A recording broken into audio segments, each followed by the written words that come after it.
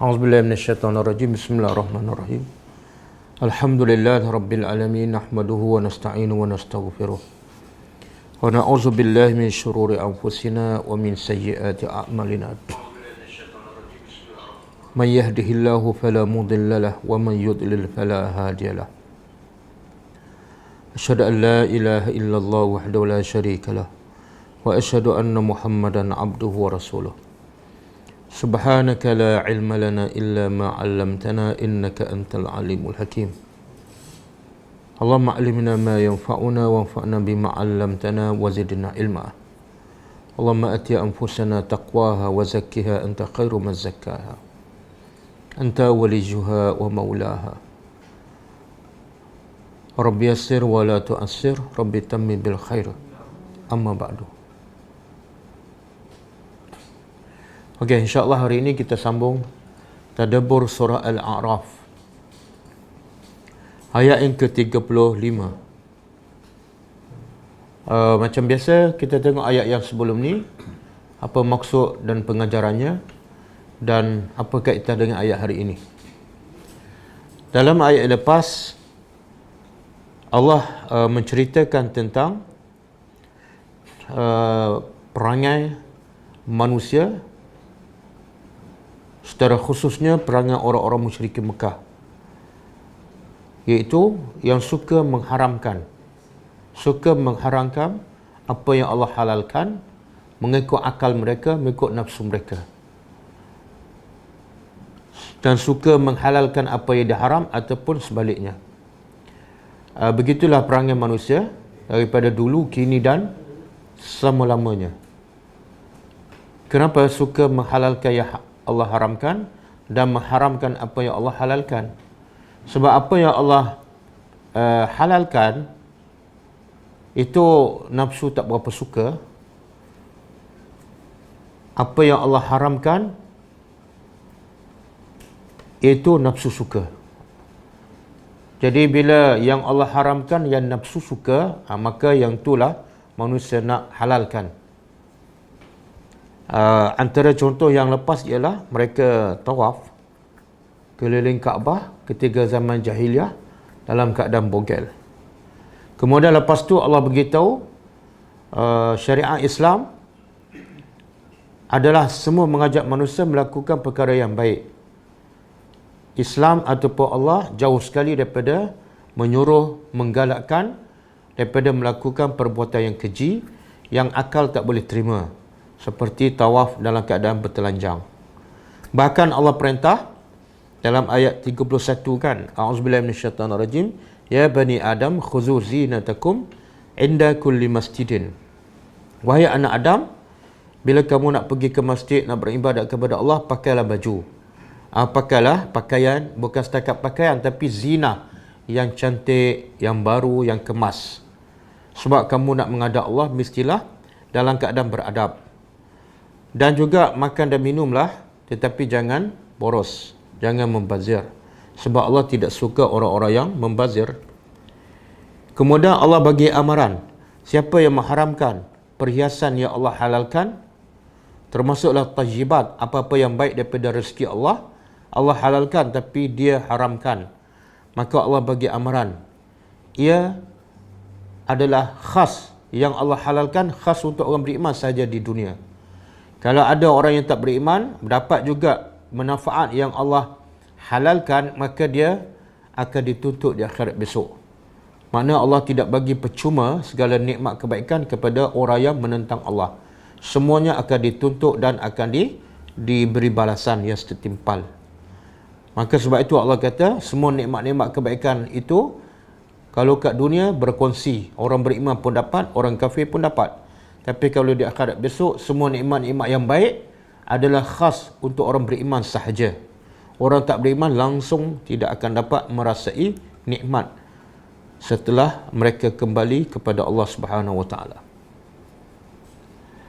Kemudian Allah beritahu apa-apa yang Allah haramkan. Dalam ayat yang 33 kan, apa yang Allah haramkan, pertama benda yang keji, sama ada yang zahir, yang nampak seperti berzina, mencuri, minum arak, ataupun yang batin seperti syirik, riak, dengki, dendam, kemudian apa saja dosa-dosa. Kemudian yang ketiga al-baghyu, iaitu dosa melibatkan hak orang lain, mengambil hak orang, memaki orang, dan juga mensyirikkan Allah tanpa ada bukti.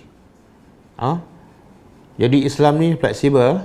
Kalau ada bukti Tuhan yang kamu sembah tu bahawa dia juga mencipta, dia juga ada kuasa, seolah Allah kata silakan. Tapi tak mungkin, tak mungkin ada Tuhan yang sehebat, yang sama dengan Allah Subhanahu Wa Taala.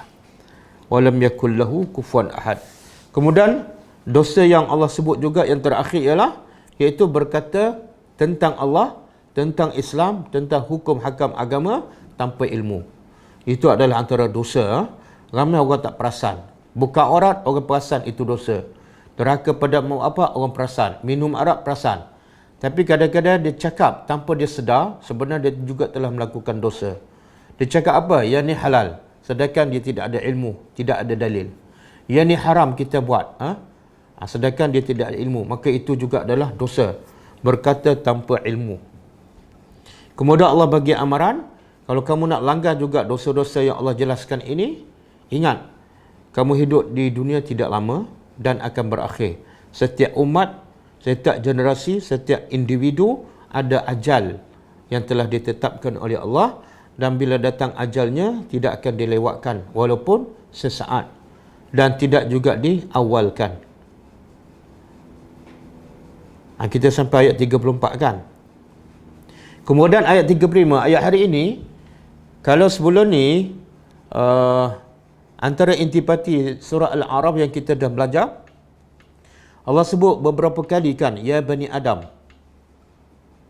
Antaranya dalam ayat 27, ya Bani Adam, wahai anak Adam, la yaftinannakumus syaitan, janganlah kamu difitnah, diganggu, ditipu oleh syaitan, sebagaimana syaitan telah mengeluarkan ibu bapa kamu, iaitu Adam dan Hawa, daripada syurga.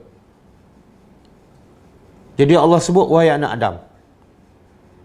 Itu proses apa tu? Bila syaitan menipu Adam dan Hawa sehingga mereka keluar daripada syurga. Maka ayat hari ini seolah sambungan.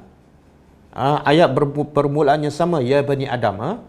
Kalau ya Bani Adam ayat 27 cerita bagaimana Adam dan Hawa digoda oleh syaitan sehingga mereka dikeluarkan daripada syurga. Okey, ayat hari ini Allah nak cerita setelah Adam dan Hawa dan keluar daripada syurga, apa yang patut mereka buat? Bila mereka dikeluarkan daripada syurga, mereka kan berada di dunia. Bila ada kat dunia, macam mana cara mereka nak menguruskan kehidupan mereka? Bagaimana mereka nak menguruskan diri mereka, keluarga mereka dan orang ramai? Apa cara dia? Apa manhajnya? Cerita jawapannya ialah ayat hari ini. Kita tadabbur. Okey. A'udzubillahi minasyaitonirrajim. Ya Bani Adam, wahai Bani, anak-anak Adam.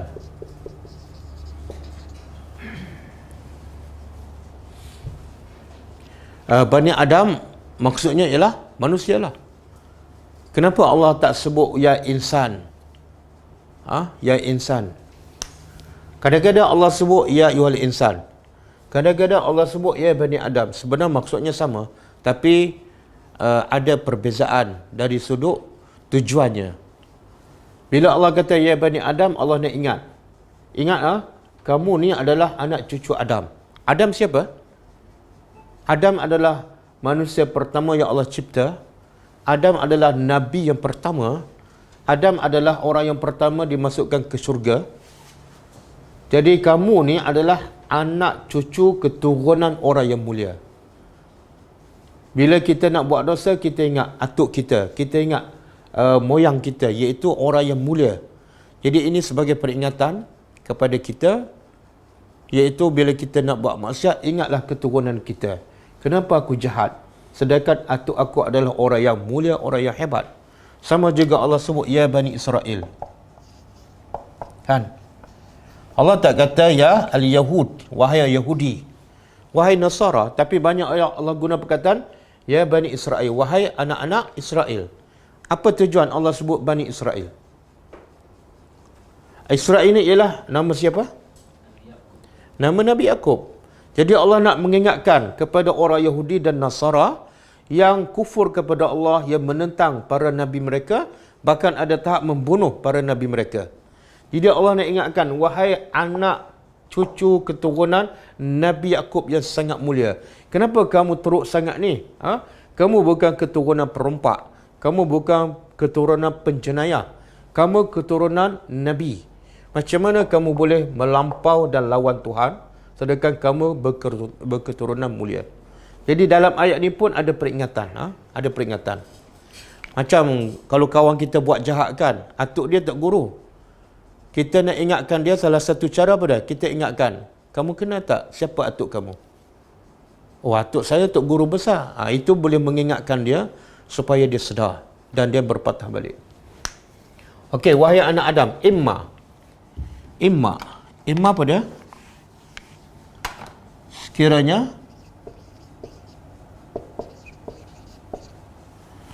Sekiranya ini ayat ni seolah sambungan, bukan seolah, memang sambungan kepada ayat 27 yang tadi. Ayat 27 Allah sebut ya Bani Adam kan. Masa tu Adam dikeluarkan daripada syurga. Jadi seolah ayat 35 ni menjawab persoalan. Bila dia keluar nak buat apa? Maka Allah beritahu, wahai anak Adam, imma ya'tiyannakum, sekiranya ya'tiyannakum. Kan? Ya'tiyannakum. Nun ni nun taukid. Sekiranya datang kepada kamu Rasul. Rasul ke Rusul? Rusul kan? Kan? Jamak kan? Rusulun. Beza tu. Kalau Rasul seorang, kalau Rusul ramai. Jadi Allah sebut dalam bentuk jamak plural, sekiranya datang kepada kamu para Rasul. Kamu ni siapa? Kamu ni anak Adam lah, manusia. Dan Rasul ni siapa? Allah tak sebut nama. Kenapa Allah sebut dalam bentuk jamak? Apa tujuan? Boleh tak Allah sebut Rasul seorang je? Rasulun. Kalau datang kepada kamu seorang Rasul. Boleh? Tapi Allah sebut dalam bentuk jamak plural, mesti ada sebabnya. Apa sebabnya?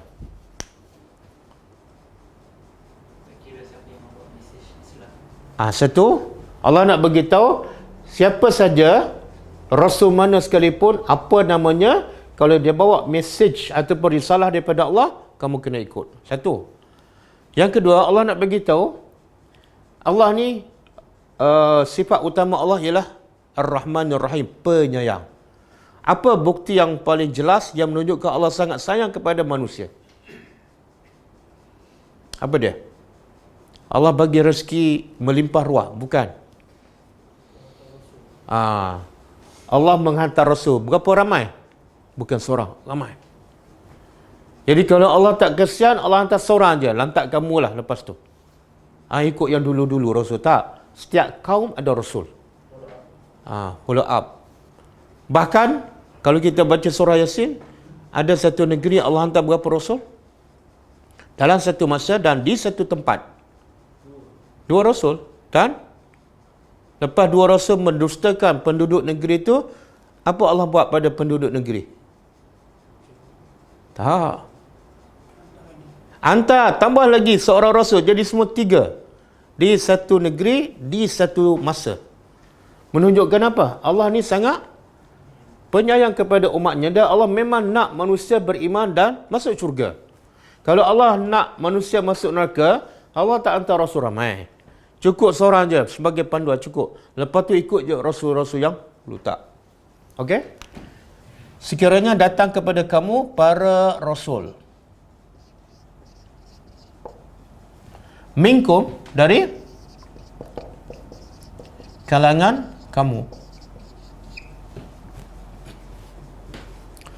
Allah sebut pula minkum. Rasul daripada minkum, kalangan kamu. Apa maksud rasul daripada kalangan kamu? Tengok, setiap perkataan mesti ada message yang Allah nak sampaikan. Allah tak guna perkataan yang tidak ada makna ataupun tidak ada tujuan. Kita kalau bercakap setengah jam tu, kadang-kadang yang ada faedah tu mungkin 1 minit je. Yang tu merapu, yang baki. Tapi setiap perkataan dalam Quran, setiap huruf pasti ada makna.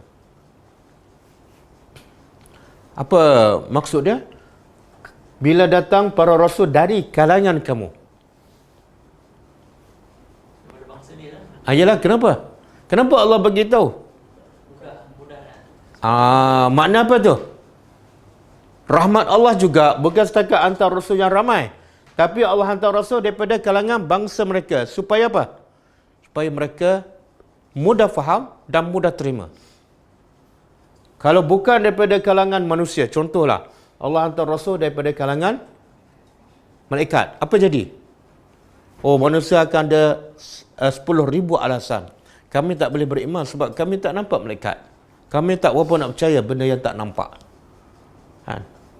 Kemudian kalau malaikat pula cakap, kamu tak boleh kahwin. Kita akan jawab apa? Tak apalah, malaikat tak ada nafsu. Jadi kita akan ada 1000 alasan. Maka Allah hantar pertama, rasul tu daripada kalangan manusia. Yang kedua, daripada kalangan bangsa rasul tersebut. Kalau Bani Israel, rasulnya pun daripada Bani Israel. Musa, Bani Israel. Dihantar pada siapa? Bani Israel. Nabi Isa daripada Bani Israel. Dihantar pada siapa? Bani Israel. Nabi Muhammad daripada bangsa Arab. Dihantar kepada orang Arab. Tak ada Allah hantar rasul daripada orang Jepun kepada orang Arab. Tak ada. Sebab apa? Kalau datang Allah hantar daripada bangsa lain, manusia susah nak faham dan akhirnya manusia tak beriman, masuk neraka. Okey? Dan satu lagi hikmah apa dia? Selain pada manusia mudah terima, bila rasul tu daripada manusia, yang kedua daripada bangsa mereka, bahasa pun sama. Satu lagi apa dia? Apa sebab Allah utuskan rasul daripada bangsa mereka? Selain daripada mudah faham.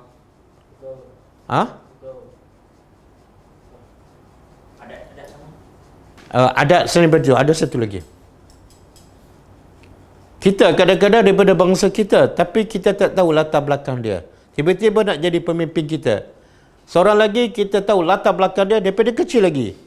Yang mana kita lebih mudah terima? Yang kenal. Jadi Allah hantar Nabi Muhammad daripada bangsa Arab. Orang Arab Mekah kenal tak Muhammad? Kenal daripada bila lagi?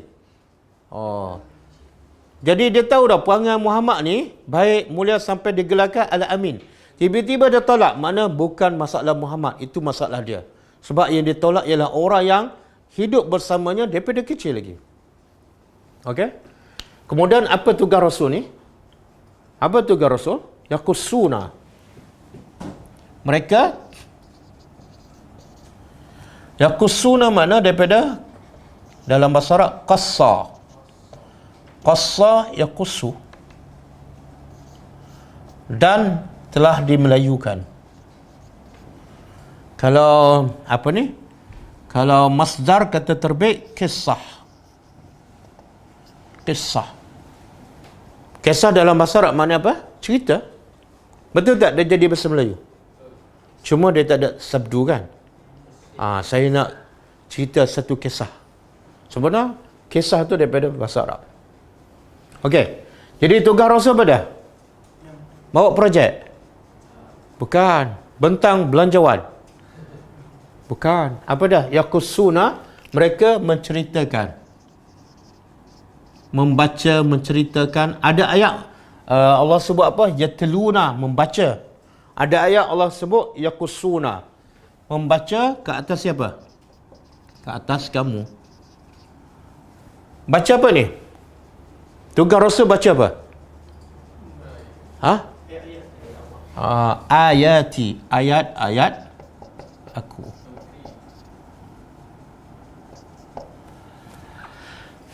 Boleh? Okey, kita nak faham. Kenapa Allah guna perkataan yaqussuna? Apa makna yaqussuna?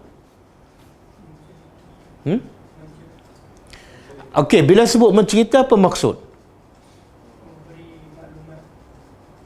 Saya menceritakan, Fadil, saya nak cerita pada awak ni. Apa tujuan saya bila saya kata saya nak cerita pada awak? Apa tujuan? Satu, nak bagi faham. Yang kedua nak bagi ikut tauladan daripada kisah tu. Kalau cerita tu cerita kosong, tak ada pengajaran, tak ada faedah saya cerita. Betul tak? Sebab orang Melayu dia suka cerita tak ada faedah kan? Cerita apa? Cerita dongeng, jumpa belalang kan? Cerita mengarut tak ada faedah. Quran bukan macam tu. Allah tak akan buat kerja sia-sia. Para Nabi tak akan buat menceritakan cerita yang kosong. Jadi bila sebut cerita, nak orang faham.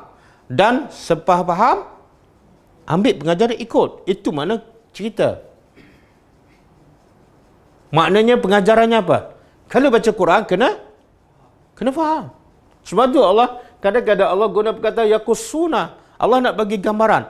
Quran ni bukan cerita dongeng, bukan cerita penglipu lara. Tak. Dia ada kisah, ada cerita dan ada pengajaran. Sebab itulah kalau nak baca cerita, kalau nak ambil pengajaran daripada cerita siapa yang paling betul, yang paling pasti ada pengajaran. Cerita siapa? Cerita daripada Allah. Kalau cerita daripada manusia, mungkin betul, mungkin salah kan? Boleh tak kita jamin? Kalau cerita daripada manusia, mesti betul 100%. Boleh tak? Tak boleh. Kadang-kadang cerita manusia betul, tapi belum tentu ada pengajaran. Berapa ramai kita baca cerita daripada manusia, tengok filem, baca novel apa semua, tapi pengajaran tak ada. Cerita yang benar-benar daripada Allah, yang pasti benar, dan pasti ada pengajaran, tak ramai yang faham. Boleh? Jadi peranan Rasul dia baca apa? Baca ayat aku. Makna apa tu? Asas membawa untuk membaiki manusia ialah ayat Allah, bukan ayat manusia. Okey. Kemudian Allah beritahu, lepas Rasul baca ayat, kamu pun faham. Lepas tu famanittaqa, maka siapa yang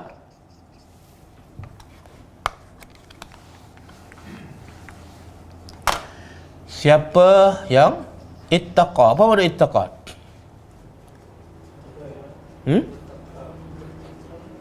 Ittaqa, bertakwa. Bertakwa tu bahasa Arab, cuma ber je bahasa Melayu. Jadi apa makna sebenar takwa?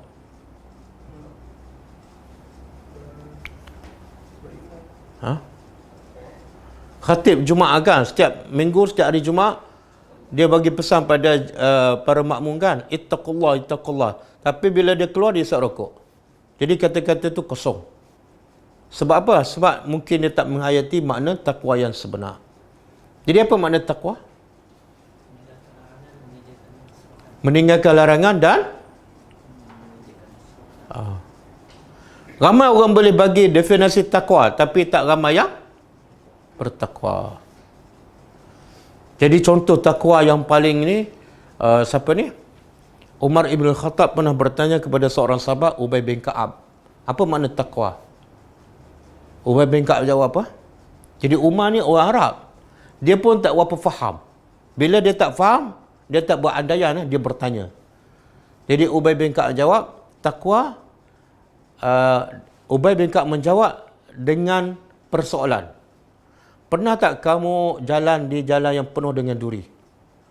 Kata Umar, pernah. Okey. Bila kamu berjalan di jalan yang penuh dengan duri, macam mana keadaan kamu, sikap kamu berjalan di jalan penuh dengan duri? Umar kata, aku berjalan dengan berhati-hati, lipat kaki seluar, supaya apa? Tidak terpijak duri. Tengok. Jadi kata Ubay bin Ka'ab, itulah takwa. Jadi apa makna takwa sebenar? Dia sebenarnya buat perbandingan jalan yang ada duri, kemudian cara kita berjalan di... Jadi duri itu sebenarnya apa dia? Dosa. Jadi sikap kita, kalau kita orang bertakwa lah, macam mana sikap kita dengan dosa? Jawapannya sama dengan sikap kita bila berjalan di jalan yang penuh dengan duri. Macam mana kita berjalan? Berhati-hati, sentiasa elak daripada duri. Maka begitulah, 24 jam kita sentiasa berhati-hati dengan dosa dan sentiasa mengelakkannya. Boleh? Tapi kalau kita tak tahu dosa, boleh tak kita ada sifat takwa? Tak boleh. Tidak asas nak bertakwa apa dia? Jadi kita boleh bagi definisi. Takwa apa dia, Ustaz? Takwa ialah meninggalkan perintah Allah, melaksanakan perintah Allah, meninggal. Kemudian bila pergi soalan kedua, tahu tak semua perintah Allah? Tak tahu. Kalau tak tahu, mesti kamu ada langgar. Maka itu boleh, bukan takwa. Walaupun kamu boleh bagi definisi takwa. Apa larangan Allah? Kamu tahu semua tak? Tak. Sebab semua larangan Allah dan perintah ada dalam Al-Quran. Kalau kamu tak faham, rasanya tak mungkin kamu jadi orang yang bertakwa. Okey. Jadi setelah para rasul menceritakan apa yang ada dalam ayat-ayat Allah, kisah ke, pengajaran ke, hukum hakam termasuk. Kemudian, lepas kamu tahu, kamu faham hukum hakam dan perintah Allah, kamu pun bertakwa, patuh. Patuh. Kemudian wa aslaha. Dan dia ni anak Adam. Aslaha apa dia? Dia membaiki. Membaiki apa ni? Dia Allah tak sebut baiki apa ni? Takwa apa dia? Iaitu taat pada perintah Allah, tinggal larangan. Kemudian baiki apa ni?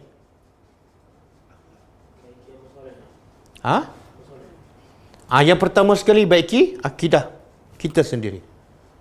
Kalau baiki amal soleh tapi akidah rosak, amalan sia-sia. Kan? Yang asasnya ialah baiki akidah. Yang kedua, baiki amalan kita. Yang ketiga, tak berhenti setakat tu. Yang ketiga apa dia? Baiki orang lain. Yang awalnya ialah ku anfusakum wa ahlikum nara. Baiki diri kamu, baiki amalan kamu supaya selari dengan sunnah Nabi. Kemudian baiki pula anak-anak isteri kamu dan amalan mereka. Kemudian baiki pula orang ramai. Kemudian barulah dapat hasilnya. Apa hasil? Bila bertakwa dan ikut apa yang dibaca oleh para rasul, apa hasilnya? Fala khaufun, maka tidak ada khaufun. Apa dia? Ketakutan. Alaihim, ke atas mereka. Walahum, dan tidak mereka bersedih. Yahzanun, bersedih. Okey. Kalau kita buka surah Al-Baqarah ayat 37. Cuba tengok surah Al-Baqarah ayat 37. Qul nahbitu minha jami'an fa imma ya'tiyannakum minni hudan. Betul? 37.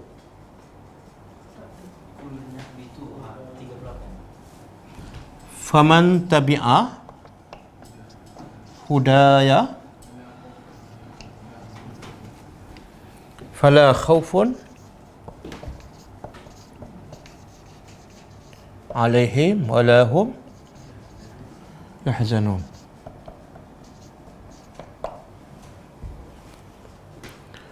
Okey, cuba kita terjemah. Qulna.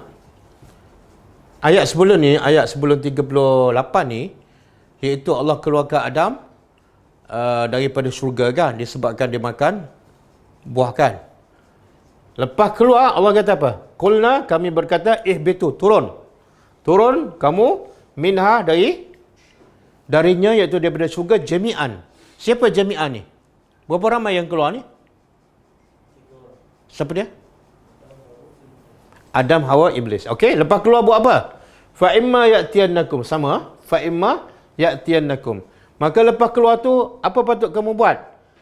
Sekiranya datang kepada kamu minni, dari aku. Dari siapa? Allah. Jadi panduannya mesti datang daripada aku, bukan daripada Nabi Adam, bukan daripada manusia. Datang daripada aku apa? Hudan, petunjuk. Kemudian Allah kata apa? Faman tabi'a. Siapa yang ikut? Di sini siapa yang bertakwa. Beza tak? Sebenarnya sama. Bila ikut semua perintah Allah, itulah takwa. Dan bila ikut, itulah tabi'ah. Okey? Jadi setelah datang petunjuk dariku, maka siapa yang ikut hudaya, petunjukku. Bukan petunjuk manusia. Bukan petunjuk guru dia. Bukan petunjuk mimpi dia. Tak, petunjuk aku. Maka Allah janji, fala khaufun, maka tidak ada rasa ketakutan ke atas mereka dan tidak juga mereka bersedih. Okey, sekarang kita nak faham beza khaufun dengan yahzanun. Apa beza? Khaufun takut, yahzanun sedih. Apa beza?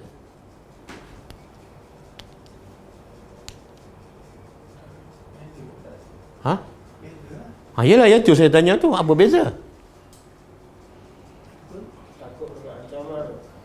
Takut dengan ancaman, sedih?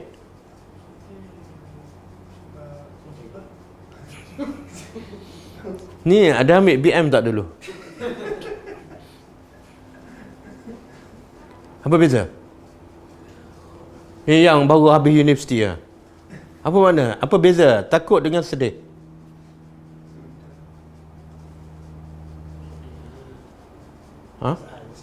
Apa dia? Takut yang mungkin yang akan mendatang. Takut benda yang akan datang. Sedih? Benda yang akan terlepas. Benda yang? Itulah beza. Jadi takut ialah benda yang akan datang. Sedih benda yang kalau kita besok ada ujian, hari ni takut ke sedih?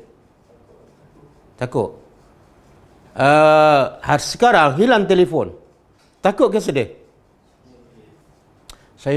Saya takutlah. Kenapa? Sebab telefon saya dah hilang. Betul tak ayat? Salah. Okey. Jadi sekarang Allah kata apa? Siapa yang ikut hidayahku, siapa yang bertakwa, dia dapat apa? Dua. Satu, tidak takut. Yang kedua, jadi kalau kita pergi minta kerja dengan mana-mana syarikat kan, kita pun tanya, kalau saya ikut semua peraturan yang diarahkan, berapa gaji? Bos syarikat kata, gajinya ialah tidak takut dan tidak sedih. Kita terima tak kerja tu? Fatih? Nak kerja dengan orang? Okey, boleh? Fatih pun tanya gaji. Berapa gaji? Gajinya ialah tidak takut dan tidak sedih. Nak sign surat tak? Terima? Betul ke ni? Tengok. Jadi sekarang, kenapa Allah tak tawarkan? Kita nak hidup kat dunia, perlukan duit. Betul tak? Tiba-tiba Allah tawarkan bukan duit, bukan pangkat. Ya Allah tawarkan tidak sedih dan tidak takut. Jadi kenapa? Kita tahu tak ayat ni dalam Quran ni? Satu, fala khaufun. Yang kedua, tidak takut, tidak sedih. Berapa kali disebut dalam Quran? Itulah banyak tu, saya nak tahu berapa kali. 14 kali. 14 kali. Makna bila sebut berulang kali dan banyak kali menunjukkan penting. Jadi rupa-rupanya kerja dengan Allah tak dapat gaji. Yang dapat apa? Tak takut dan tak sedih. Okey, jadi kita nak faham ni. Berapa nilai tu? Nilai tak takut dan tak sedih.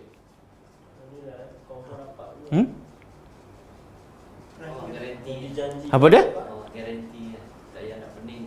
Tapi kenapa Allah fokus dua ni je? Sampai Allah sebut 14 kali ni. Tidak takut, tidak sedih. Apa dia? Masalah manusia dua je. Apa dia? Takut sedih. Takut rezeki banyak manusia. Sebenarnya manusia, dia bekerja ke, duit banyak ke, sebab dia nak apa dalam hidup dia? Dia nak tak, daripada duit tu, daripada rezeki, kemuncak dia nak apa? Dia nak gembira. Apa benda yang boleh menghilangkan kegembiraan dia? Tak. Yang boleh menghilangkan kegembiraan manusia apa dia? Dua benda ni lah. Kenapa tak gembira ni? Duit hilang. Maknanya apa tu? Sedih. Kenapa nampak risau ni? Besok interview. Kalau ada dua benda ni, walaupun duit kat poket 10,000, dia tak akan bahagia. Subhanallah. Sebab tu Allah tak tawarkan duit. Sebab duit bukan membahagiakan manusia. Yang membahagiakan manusia bila tidak ada takut dan tidak ada sedih. Berapa ramai duit semakin banyak, semakin takut. Kadang-kadang duit banyak, hilang RM50 je, macam orang gila. Sedih kan? Oh. Duit kumpul banyak 20 tahun. Tengok-tengok sakit jantung, operate 20,000. Habis yang dia simpan 20 tahun. Boleh? Tengok Allah nak bagi tu rahsia bahagia. Rahsia bahagia apa dia? Bukan duit, bukan anak, bukan isteri. Rahsia bahagia tidak takut, tidak. Dan puncanya, macam mana cara nak dapat dua ni? Tidak takut dan tidak sedih. Macam mana cara? Bekerja keras? Tak. Kerja pagi balik malam? Bukan. Apa dia? Bertakwa ataupun ikut hidayat. Kalau dia ikut petunjuk manusia, bahagia tak? Tak. Sebab itulah minta maaf saya cakap, kadang-kadang orang namanya Islam dan ayat dia pun macam bunyi Islam, cakap Quran hadis, tapi yang dia ikut siapa? Kata-kata orang, kata-kata guru dia, tapi akhirnya kesan apa dia? Jiwa dia tak tenang, maki orang, kutuk orang, salahkan orang, mendakwa dia saja yang betul. Jiwa dia tak tenang sebab dia bukan ikut petunjuk Allah, dia ikut petunjuk manusia, syaitan. Boleh? Okey, jadi nilai punca bahagia apa dia? Satu, tak takut. Yang kedua, tak sedih. Tanyalah orang-orang ramai kan, pakar motivasi. Apa punca kita bahagia? Jawapannya, dapat isteri solehah, kan? Dapat gaji besar, kan? Tak. Islam kata punca bahagia bila kamu tidak takut dan tidak sedih. Dan nak dapat dua ni, ikut hidayah Allah. Dan nak ikut hidayah Allah mesti faham. Faham cerita dalam Quran dan ikut. Okey. Ini berapa ramai ni yang belajar daripada kecil sampai ke universiti, sampai bekerja, sampai pencen, tapi jiwa dia tak tenang. Duit dah banyak, anak semua berjaya, isteri pun cantik, tapi ada rasa sedih, ada rasa takut. Okey. Boleh, Jadi lepas ni, siapa-siapa nak bekerja dengan Ghulam, allowance dia ialah tidak takut dan tidak sedih. Siapa nak duit tu, kita tolak, reject je.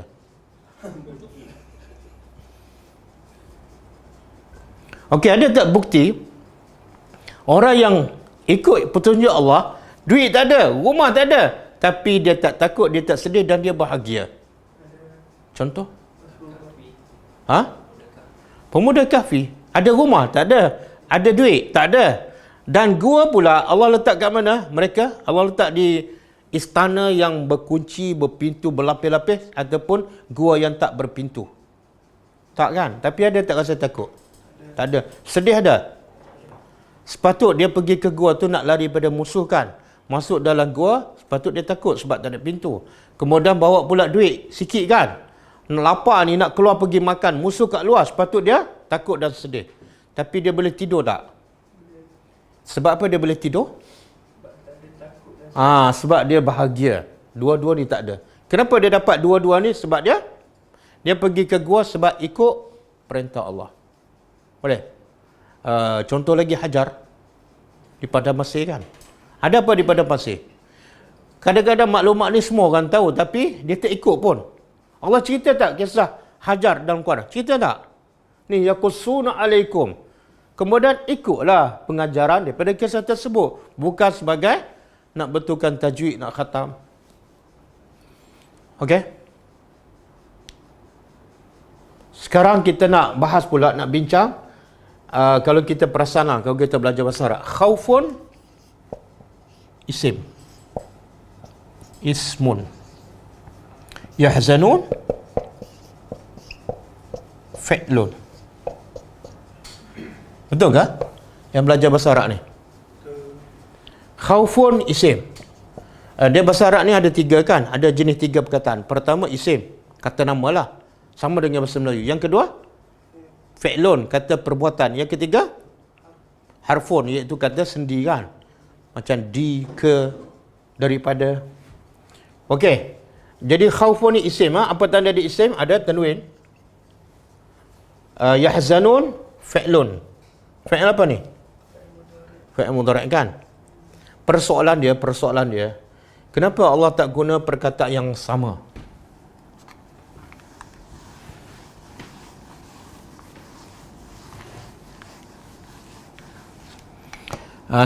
Kenapa Allah tak guna perkataan ayat macam ni? Fala yakhafuna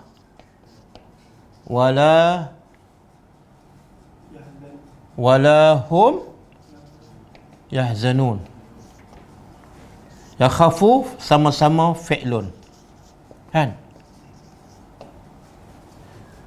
Ataupun Allah guna dua-dua isim. Dua-dua isim.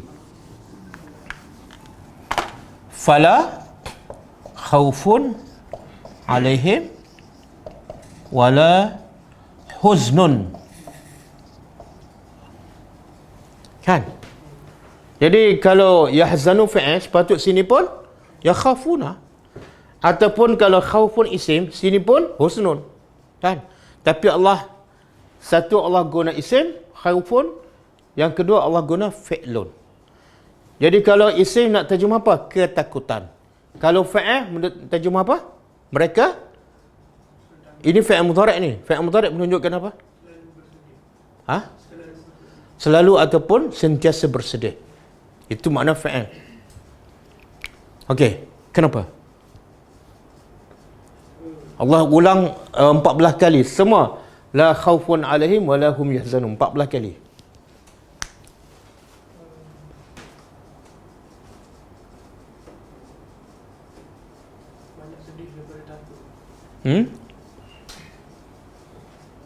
Okey, saya nak tanya. Kita tinggallah yang tak beriman kan. Orang beriman ni ada tak rasa takut? Takut pada apa? Takut pada Allah lagi? Takut buat dosa. Lagi? Takut pada azab Allah, takut pada hari akhirat kan? Dan Allah sebut banyak dalam Quran. Antara surah Insan, Allah kata apa? Yufu nabin nazri sifat al-abrar. Yufu nabin nazri, kemudian wa yakhafuna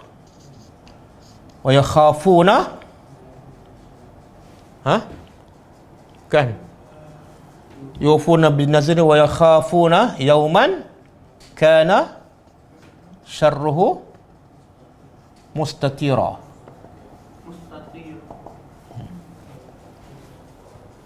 Kan? Okey, Allah sebut sifat al-abrar. Apa dia? Pertama, yufuna bin nazri. Mereka, tadi kita dah sebut, kalau ada ya kat depan ni, fi'il mudhari' kan? Fi'il mudhari' menunjukkan apa? Sentiasa. Okey? Jadi Allah kata sifat al-abrar apa dah? Yufuna, sentiasa. Mereka sentiasa bernazar. Bernazar di sini maksud apa? Bukan bernazar yang kita dah buat tu. Yang masyarakat kita dah buat kan. Kalau sakit, dia pun bernazar. Bukan.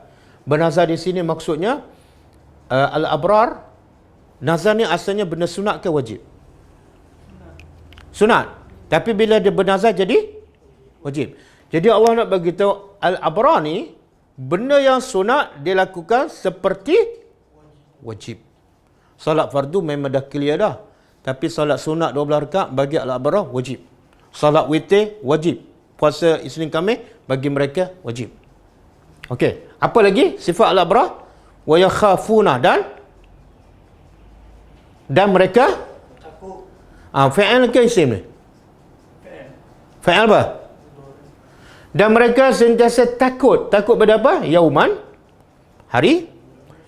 Ya kana syarhu, yang kejahatan hari itu mustatira, akan merebak rata. Kejahatan hari pun hari di pada mahsyar. Jadi sifat orang beriman ada tak? Yakhafuna. Ada. Sebab tu Allah tak guna fala yakhafuna. Kalau Allah kata siapa yang beriman, siapa yang ikut hidayat, fala yakhafuna, bercanggah tak? Bercanggah.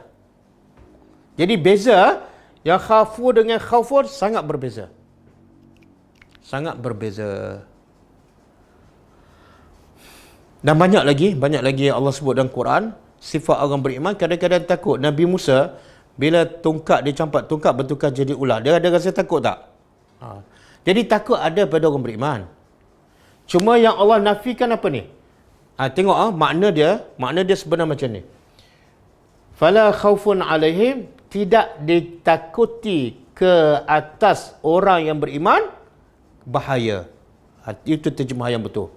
Bukan mereka takut, tidak dibimbangi bahaya ke atas mereka. Mereka ada rasa takut, tapi bahaya menimpa tak mereka? Tak.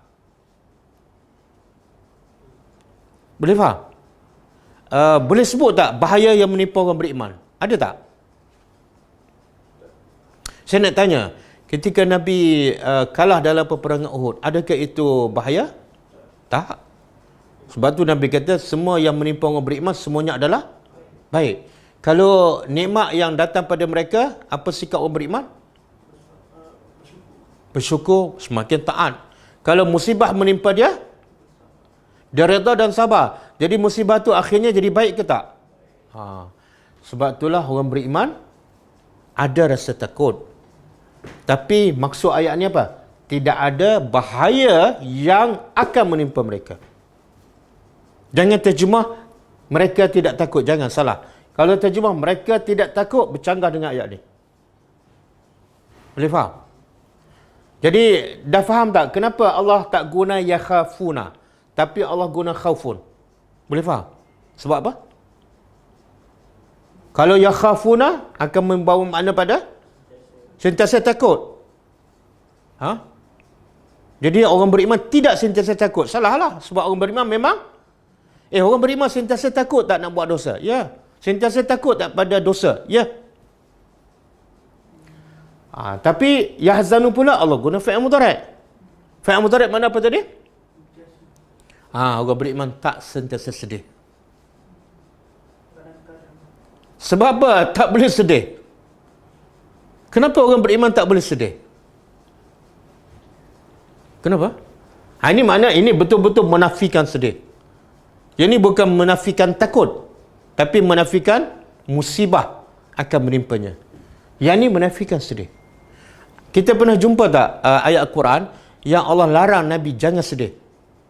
Pernah? Ayat apa?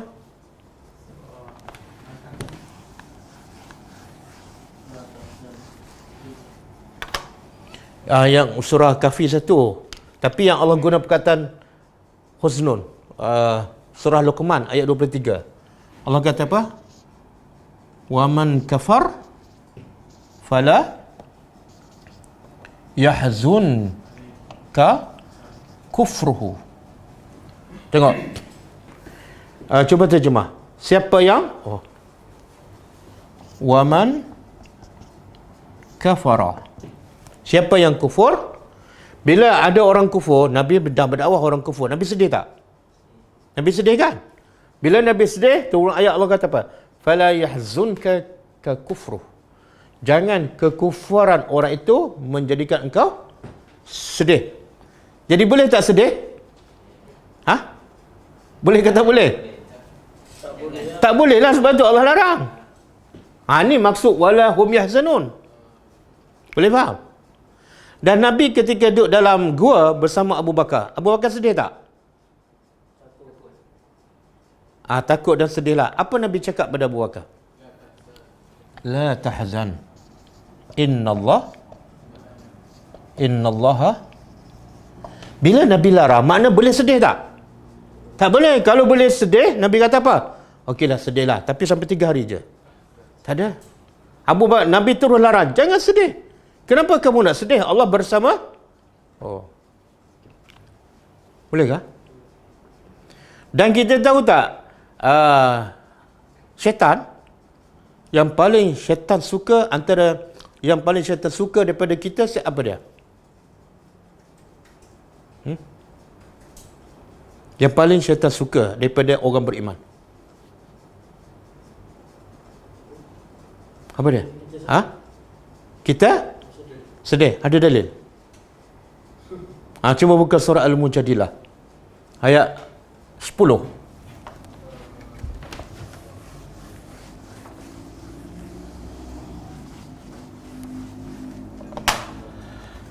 Apa? Lagi? 10 ke? Liyahzunuka.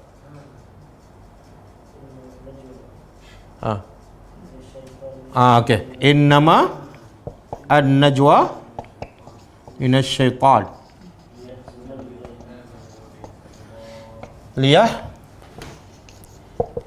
Liyahzunal ladzina amanu. Kemudian walaysa bidarrina bidarrihim. Kemudian syai'an illa biiznillah. Okey, kita terjemah dulu. Innama, sesungguhnya hanyalah, bila innama sesungguhnya hanyalah najwa. Apa makna najwa?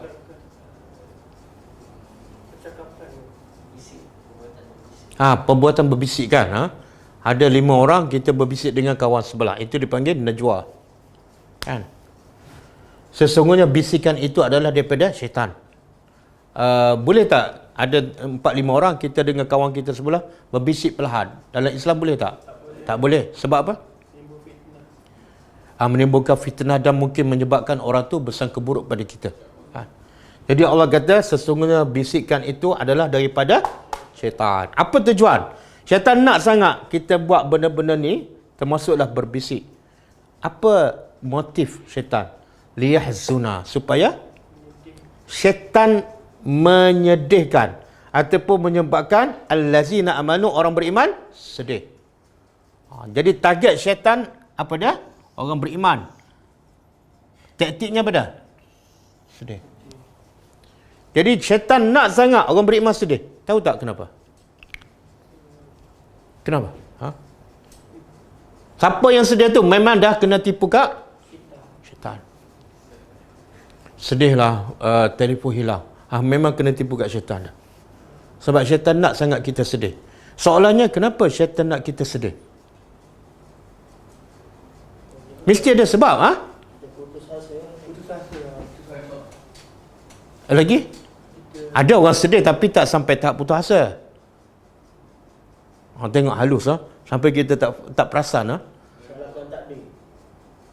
itu mungkin ya, mungkin tak, betul. Tapi ada orang yang dia cakap sedih je, tapi dia tak salah kata sedih. Ya juga. Saya nak tanya, orang bila sedih, solat khusyuk tak? Orang bila sedih, baca Quran khusyuk tak? Sedih ni penghalang manusia bahagia, menjadikan manusia malas beribadat. Berserabut. Kenapa solat lambat ni, Allah? Saya tengah sedih ni. Tengok target syaitan. Mana mungkin kamu tengah sedih boleh solat khusyuk? Mana mungkin? Jadi target syaitan apa dah? Ibadat kita rosak. Caranya apa? Supaya kita sedih. Bahaya. Sebab tu Allah kata, nak hilang sedih macam mana? Macam mana nak hilang sedih? Takwa dan ikut hidayat. Bila ikut hidayat, wala hum yahzanun. Tak sedih. Tapi ada tak kemungkinan takut? Ya, ada. Yang dimaksud di sini apa dah? Musibah tak akan menimpa orang beriman. Ini beza. Sini khaufun isim, sini okey. Boleh faham? Satu lagi. Kenapa Allah kata wala hum yahzanun. Ada hum kat depan. Ini rahsia bahasa Arab ni. Oh, sebab itulah syarat mentafsirkan ayat Quran, syarat antara syarat yang paling utama apa dia? Mahir bahasa Arab. Mahir bahasa Arab. Kalau dia tak mahir bahasa Arab, macam mana dia tahu rahsia-rahsia ayat-ayat Al-Quran? Tengok beza khawfu dengan yahzanun. Ini pula Allah kata walahum. Sini Allah guna apa? Alaihim. Okey. Walahum, tidaklah mereka, kalau bahasa Arab, kalau tak ada hum dan tidak mereka bersedih. Ayat tu betul. Tak salah. Tapi bila tambah hum ada makna lain. Makna apa? Dia panggil hasrun, iaitu tidak mereka sahaja yang sedih. Siapa mereka ni? Orang beriman. Maknanya selain pada tu mesti sedih. Orang kafir lagi sedih. Yang tak sedih satu golongan sahaja. Apa dia? Orang yang ikut hidayah Allah. Mana tahu penggunaan perkataan hum. Tidak hanya mereka yang tak bersedih. Yang selain pada mereka sedih. Jadi bila kita ada sedih-sedih tu, dah sikit-sikit nak keluar daripada golongan bertakwa. Okey. Bukan makna, okey, kalau anak kita mati tak boleh sedih ke? Boleh. Itu fitrah naluri manusia. Sebab itulah bila Ibrahim meninggalkan anak Nabi kan, Nabi mengalir tak air mata. Sahabat tanya, ya Rasulullah, kenapa menangis? Ini dah takdir Allah. Allah ambil hak dia. Nabi kata, mata tu akan mengalirkan air mata. Itu adalah fitrah semula jadi. Sebab fitrah kita sayang pada anak kita kan. Itu fitrah. Sebab tu Nabi menangis tak lama. Tapi kalau menangis sampai meraung, sampai seminggu, sampai mengganggu ibadat, itu dah luar daripada fitrah. Okey. Jadi sedih tadi kita dah beritahu, iaitu benda yang dah lepaskan. Okey? Jadi orang beriman tak perlu sedih, benda yang lepas. Kenapa? Kenapa tak perlu sedih? Contohlah hilang hilang telefon kan. Kenapa tak perlu sedih? Yalah, apa hikmahnya? Dia kalau tak tahu hikmah, dia akan sedih tau. Kita akan tengok balik dosa-dosa kita, salah kita. Dia ingat dosa. Dia ingat dosa, mungkin dia lagi sedih kok. Nak ganti lebih baik. Dia kan Nabi dah cakap kan, orang beriman ni sentiasa, aku kagum dengan orang beriman, sentiasa dalam keadaan baik. Kalau dapat nikmat, dia bersyukur. Jadi syukur tu adalah baik untuknya. Kalau Allah bagi musibah pada dia apa? Redha dan sabar adalah baik. Saya nak tanya, redha kepada takdir Allah dan sabar, mana lebih mahal dengan harga telefon? Jadi kenapa kita nak sedih? Bila hilang telefon, kita dapat yang lebih baik. Boleh faham? Saya hancurkan rumah Fadil, rumah flat. Tapi saya nak bagi banglo. Sedih ke gembira? Kenapa gembira? Rumah dah hancur tu. Sebab ada ganti yang, itulah gambaran orang beriman. Dia takkan sedih. Sebab tu Allah kata, jangan sedih. Kenapa nak sedih? Boleh faham? Cuba buka surah Fussilat ayat 30.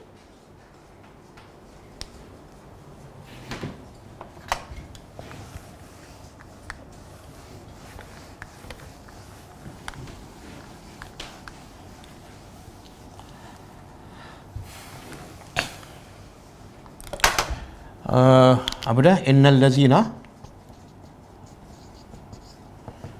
ladzina qalu Rabbuna Allah thumma istaqamu. Kemudian tatanazzalu alaihimu al-malaikah. Tatanazzalu alaihimul malaikah, kemudian Allah takhafu wala tahzanu wa abshiru bil jannah allati kuntum tu'adu. Okey. Cuba terjemah. Innal lazina, sesungguhnya orang yang qalu, mereka berkata Rabbuna Allah, Tuhan kami adalah Allah. Makna apa ni? Bila dia kata Tuhan kami Allah, sebenarnya maksudnya apa? Bertakwalah. Kalau dia kata Tuhan Allah, saya ni apa dia? Hamba. Apa sifat hamba? Ikut. Jadi orang ni bila beriman kepada Allah, dia ikut perintah Allah. Yang kedua, semastaqamu. Kemudian dia istiqamah sampai mati. Apa hasilnya?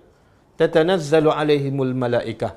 Para malaikat akan turun dari semasa ke semasa. Kemuncaknya bila?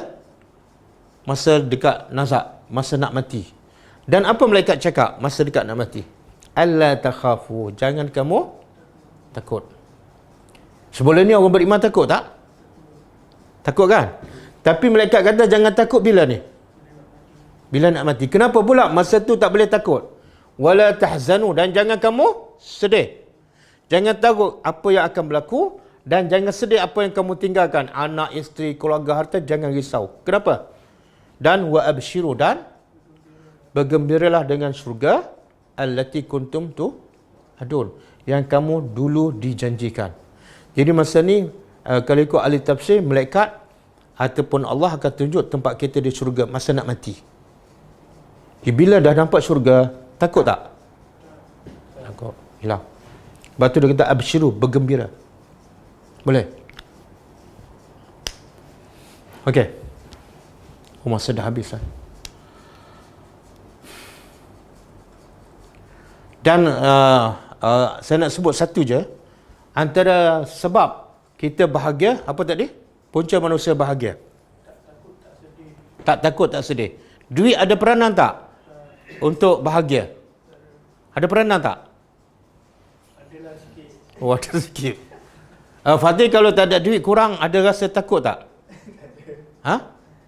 Betul ke ni? Ya, betul. Sebab anda belum kahwin kan, tak ada tanggungjawab kan? Mana kita ada sikit ada masalah dalam kan? Belum betul-betul beriman, belum betul-betul ikut hidayah Allah. Betullah Nabi bila dapat harta, Nabi buat apa? Bagi sikit ke semua? Apa makna Nabi bagi semua tu? Kenapa Nabi bagi semua? Nabi tak takut. Kalau Nabi takut besok tak dapat rezeki, Nabi bagi semua tak? Kita bagi semua ke? Ataupun tak bagi semua? Tak dapat tu. Bila kita tak bagi semua, ada tak rasa takut lagi tu? Ada. Ustaz senang cakap lah. Okey, saya nak sebut satu lagi. Antara punca manusia bahagia, tidak ada takut dan tidak ada sedih. Bukan cari duit, bukan simpan duit, tapi keluarkan duit. Nak bahagia, keluarkan duit. Buktinya buka surah Al-Baqarah. Ada ayat 262 ke?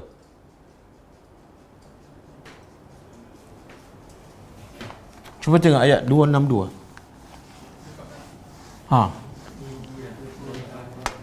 Cuba baca.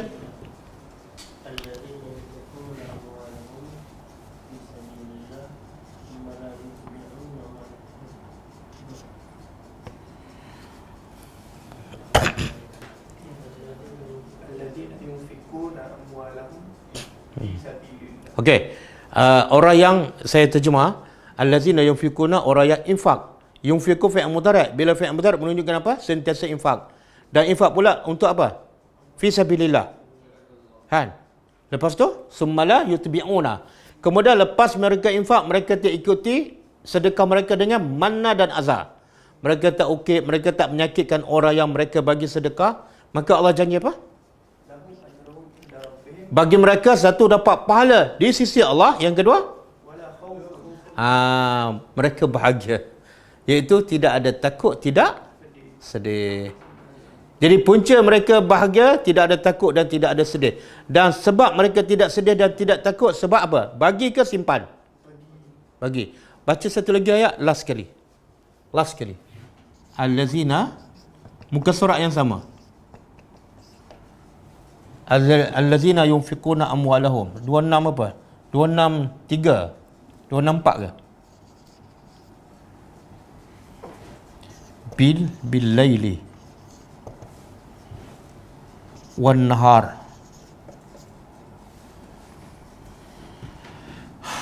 Apa dia? Sirran. Jumpa tak? Wa alaniyah. Kemudian apa dah? Lahum ajruhum inda rabbihim wala khawfun alaihim wala hum yahzanun. Okey. Cuba terjemah. Allazina yunfiquna, orang-orang yang menginfakkan harta mereka bila? Bukan bulan Ramadan saja, bukan waktu subuh je. Siang dan malam. Yang kedua, secara rahsia dan secara terbuka. Maka apa janji Allah? Lahum ajruhum. Bagi mereka pahala. Pahala pula siapa yang begini? Inda rabbihim, di sisi mana? Kalau kita nak tahu pahala ataupun upah tu banyak ataupun kurang, tengok apa? Tengok apa? Siapa yang bagi. Kalau Tuhan bagi agak-agak berapa ni? Berlipat kali ganda. Satu. Yang kedua, wala khaufun. Tidak ada rasa takut ataupun musibah tak akan menimpa mereka. Dan yang ketiga, jadi bahagia tak orang ni? Apa dia buat? Infak. Sebab itulah Nabi infak semua. Tenang tak hidup Nabi? Jiwa Nabi tenang tak?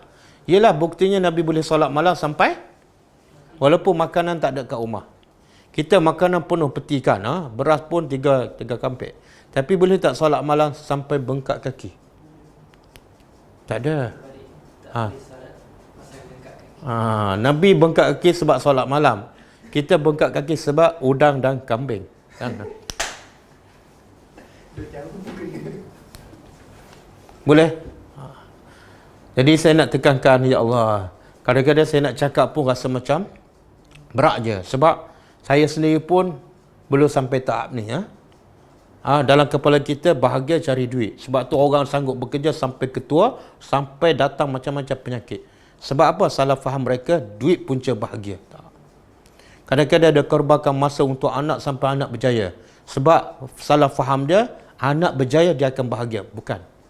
Berapa ramai anak berjaya tapi dia tetap tak bahagia. Jadi bahagia sebenar puncanya bukan duit, bukan anak, bukan harta, bukan pangkat. Punca bahagia bila tidak ada dua ni. Tidak ada takut, tidak ada sedih. Kenapa dia nak sedih kan? Allah janji bagi apa ni? Kita bagi RM10, orang tu nak bagi 100. Kenapa nak sedih dengan RM10 yang kita bagi? Sebab akan datang dapat 100. Okey? Jadi kita berhenti setakat ayat 35.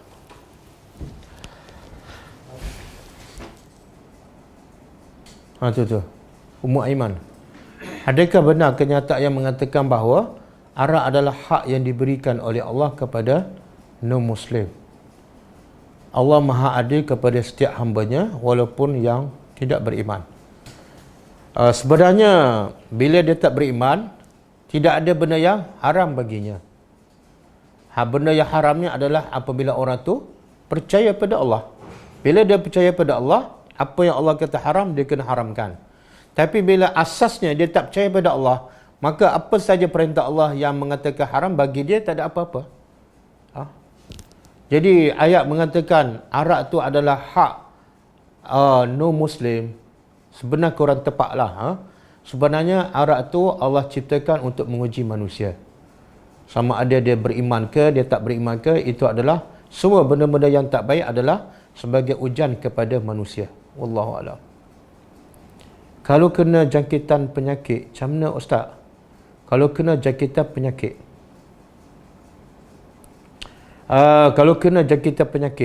kita tak perlu risau. Sebab pertama, bukan makna kita tak perlu risau sehingga kita tak perlu berubat, tak. Pertama, bila kena penyakit itu, percayalah dia berlaku dengan izin Allah. Bila dengan izin Allah, Allah adalah sifat utama dia bukan zalim. Sifat utama Allah ialah Maha Penyayang lagi Maha Pemurah. Dan kita dah jumpa, kita dah belajar banyak ayat-ayat Quran, juga banyak hadis. Allah kata apa? Tidak ada satu pun yang menimpa orang beriman, termasuk dalam surah Taubah yang kita belajar. Lapar, dahaga, sakit, panas, semua adalah kafarah. Dan Nabi pun sebutkan, sehingga penat, letih, risau, sedih pun ada pahala dalam Islam. Jadi kalau kena penyakit, sebenarnya lagi besar peluang untuk kita dapat pahala, dan mungkin dengan sebab penyakit itulah kita semakin dekat dengan Allah Subhanahu Wa Taala. Jadi ada masalah ke kalau dengan penyakit itu yang kita sebelum ni jauh daripada Allah, tiba-tiba dengan sebab penyakit kita banyak masa nak baca Al-Quran. Dengan sebab penyakit itu kita tak banyak dosa. Dengan sebab penyakit kita banyak boleh tadabbur Al-Quran. Ada masalah tak dengan penyakit itu? Tapi dalam masa yang sama, walaupun penyakit bagi orang beriman adalah nikmat, sekiranya dia redha, dia sabar, tapi dalam masa yang sama kena ikut perintah Allah. Apa dia? Allah suruh kita berubat. Kadang-kadang berubat tu pun ujian kepada kita. Allah nak uji setakat mana kita sabar, setakat mana kita usaha. Wallahu a'lam.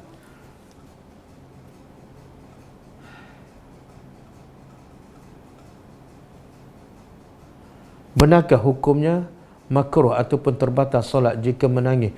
Tak benar. Bercanggah dengan hadis Nabi. Hadis sahih, Nabi diriwayatkan Nabi pernah menangis dalam solat. Disebut seumpama bunyi periuk yang mendidih.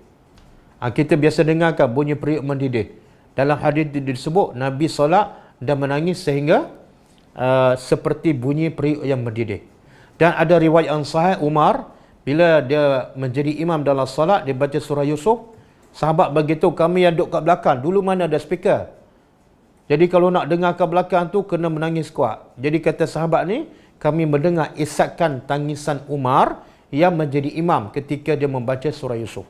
Jadi banyak dalil-dalil yang sahih menunjukkan bahawa menangis dalam solat tak batal. Tetapi yang membatalkan solat, yang menyebabkan orang solat celaka, bukan sebab menangis. Fawailul lil musallin. Sebab dia tak menangis, kemudian fikir dia hanyut kata, pergi sampai satu pusing dunia. Solat ni tak menangis, tapi kadang-kadang mungkin menyebabkan dia celaka. Bila dia tidak khusyuk. Jadi menangis tak membatalkan solat.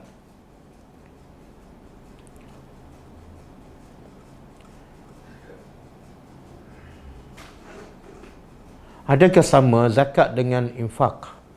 Dia sebenarnya lebih kurang sama.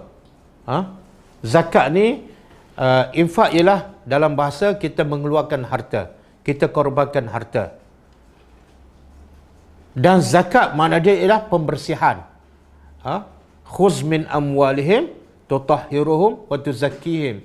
Ambillah, Allah kata dalam Quran, ambillah daripada harta mereka, iaitu harta orang kaya. Apa tujuan? Tutahhiruhum, bersihkan hati mereka, wa tuzakkihim, dan juga bersihkan akhlak mereka. Jadi infak ni keluar, zakat tu lebih kurang makna tujuan infak. Jadi tujuan infak ialah untuk zakat, untuk bersihkan hati daripada sifat kedekut, sifat cintakan dunia, sifat pentingkan diri.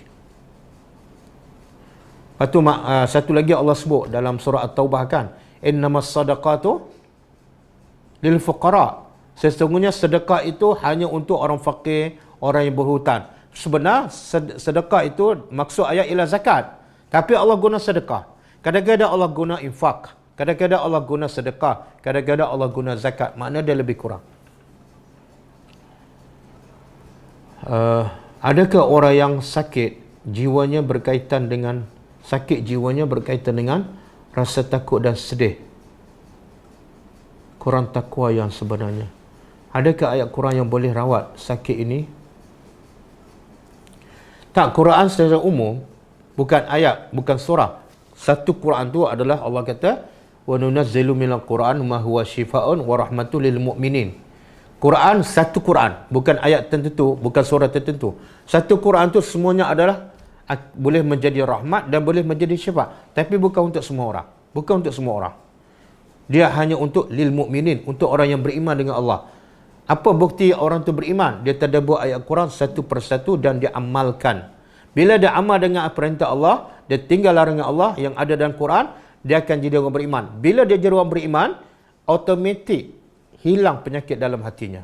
Penyakit apa-apa saja akan hilang.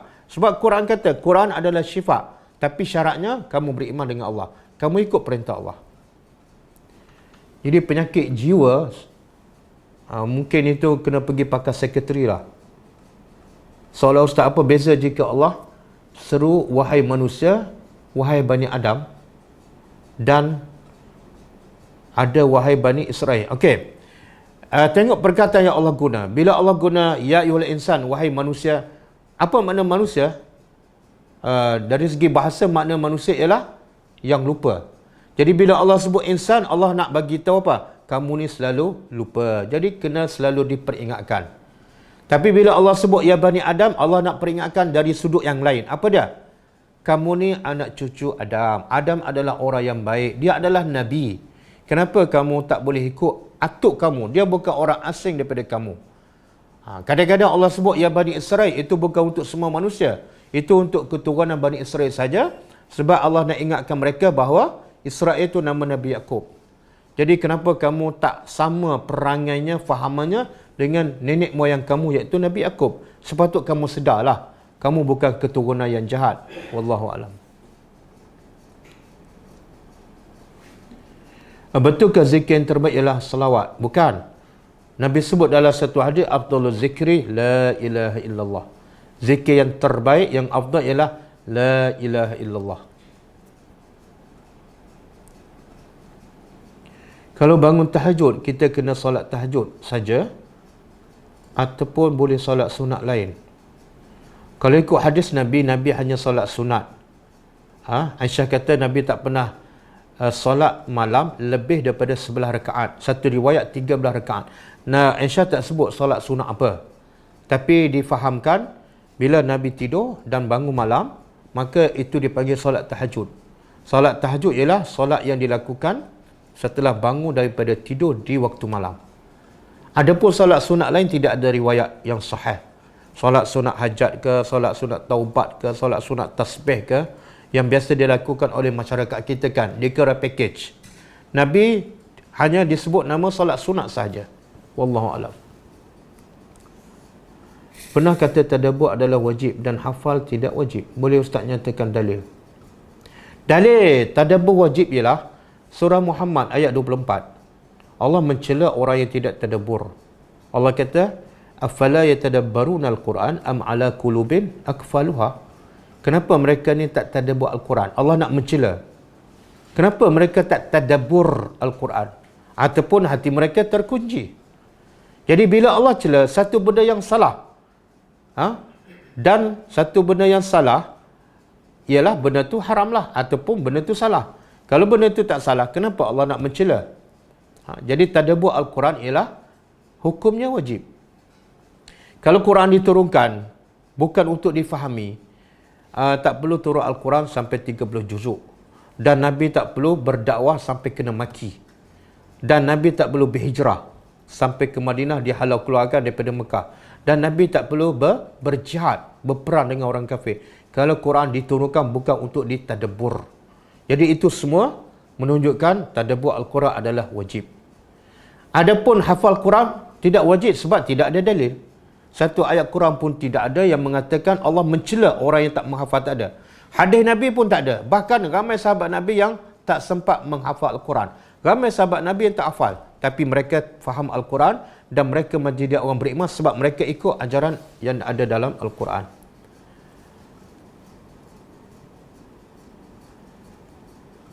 Ustaz, bagaimana nak menegur ataupun menasihati orang yang masih tidak menutup aurat? Lebih-lebih lagi ahli keluarga kita. Boleh tak Ustaz cerita dalam bentuk analogi?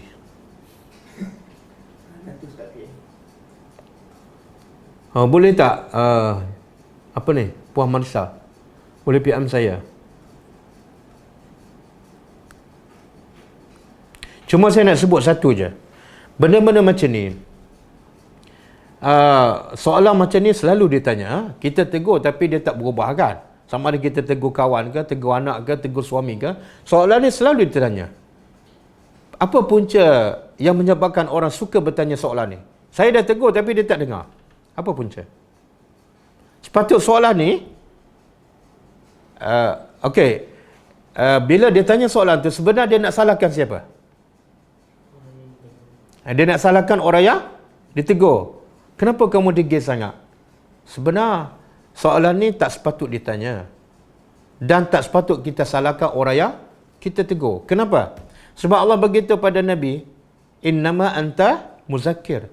Sesungguhnya engkau hanya pemberi peringatan. Dan Allah tegaskan, lasta alaihim, kamu tak boleh, kamu bukan orang yang boleh memaksa mereka. Ingat, kamu muzakkir. Bila ada unsur kita sampaikan dan kita nak dia berubah, kita dah jadi musaitir.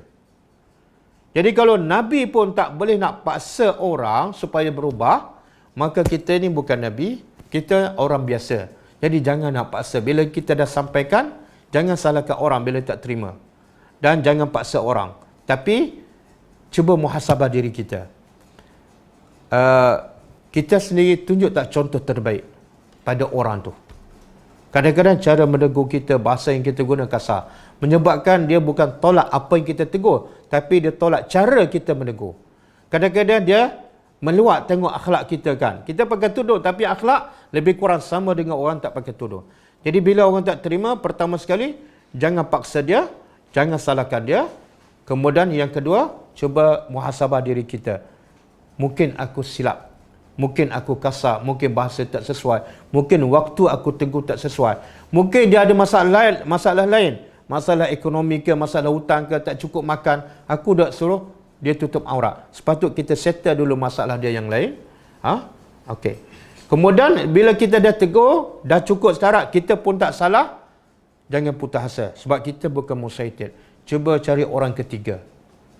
Mungkin dia tak percaya kan. Kadang-kadang kita tegur anak kita tak dengar. Tapi bila orang lain tegur anak kita dengar pula. Cuba cari orang ketiga supaya orang ketiga pula menegur kawan kita. Mungkin dengan usaha kita yang ikhlas, Allah buka pintu hati kawan kita. Boleh jadi ke penyakit-penyakit zaman sekarang yang banyak terjadi di kalangan manusia, iaitu apa tu? Nama penyakit pun tak susah nak. Apa tu? Mental. Ya, semua penyakit, semua masalah, semua penyakit berpunca manusia jauh daripada Al-Quran. Quran saja yang boleh menyembuhkan. Sebab tu semua penyakit yang ada di zaman jahiliah, di Mekah, di Madinah, macam-macam penyakit, tapi semua dapat dirawat oleh Nabi melalui Al-Quran tu. Yaqussuna alaikum. Tugas para Nabi ialah membaca ayat Allah. Dengan ayat Allah saja boleh menyembuh semua penyakit manusia. Sebab Allah yang mencipta manusia, Allah yang saja tahu apa ubat yang sesuai dengan manusia. Kalau kita nak rawat penyakit manusia dengan teori manusia, tak mungkin. Sebab manusia tak tahu apa masalah manusia, apa rahsia manusia sebenarnya. Manusia tak tahu. Jadi kita serah pada pencipta manusia untuk merawat manusia. Sebab dia lebih tahu. Iaitu menggunakan Al-Quran. Dan guna Al-Quran bukan setakat baca, bukan setakat jampi, tapi tadabbur dan amalkan. Risau kalau banyak hutang dengan orang dan lebih risau berhutang dengan Allah. Bukan soalan tu. Quran kita tidak ada rasa. Quran kata tidak ada rasa takut bagi orang yang bertakwa. Tapi bagaimana jika kita ada rasa takut selepas kita bertakwa? Tak. Kena dengar balik video lah. Kena dengar balik. Dah saya jelas tadi. Takut ni, orang beriman takut. Ada rasa takut. Takut dosa. Takut binatang yang bahaya. Takut akhirat. Takut azab kubur kan. Takut tak diterima amalan. Tapi maksud ayat ni ialah Allah nak beritahu orang beriman, orang bertakwa, tidak ada musibah yang akan menimpa. Jadi kita tak perlu risau dengan musibah menimpa kita. Tapi kita perlu tak takut pada dosa? Ya. Perlu tak takut amalan tak diterima? Ya. Beza. Wallahu a'lam. Arah itu ujian. Siapakah Habib An-Najjar dalam kisah tiga rasul? Sebab sebenarnya Habib An-Najjar yang dalam surah Yasin ada seorang lelaki datang daripada hujung kampung, datang ke bandar dan berdakwah kan. Dan akhirnya lelaki tu dibunuh. Lelaki tu Allah tak sebut nama. Allah kata waja'a min aqsal madinati rajulun, seorang lelaki. Allah tak sebut nama, tapi datang orang kemudian dia bagi nama. Antaranya ialah dia bagi nama Habib An-Najjar. Tidak ada hadis. Jadi yang terbaiknya bila Allah tak bagi nama, jangan kita cari nama. Allah tak bagi nama supaya apa? Supaya kita fokus pada pengajaran cerita, bukan pada pelakon tu, bukan pada watak tu, bukan pada nama. Fokus pada pengajaran. Apa pengajarannya?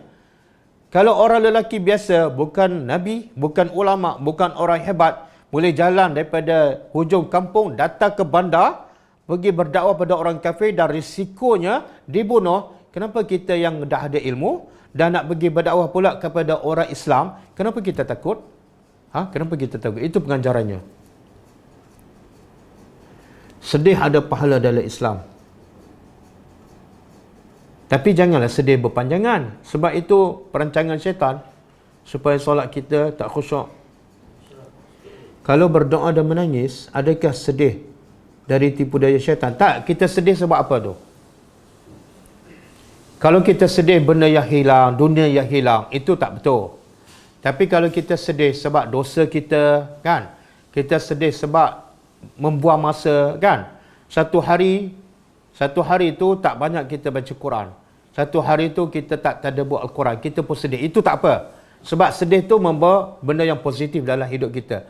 Yang dilarang, yang dinafikan ialah sedih, hilang dunia, hilang anak ke, hilang isteri dan sebagainya.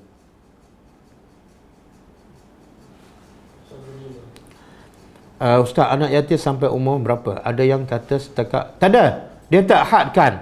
Anak yatim ialah sampai umur balik. Jadi jawapan dia, bila anak tu balik, hilanglah keyatimannya. Bila dia balik, wallahualam, berbeza. Ada orang 14, ada orang 15. Yang 18 tu kurang tepat lah. Tak boleh tepatkan. Tak boleh tepatkan 18 mengikut budak tu.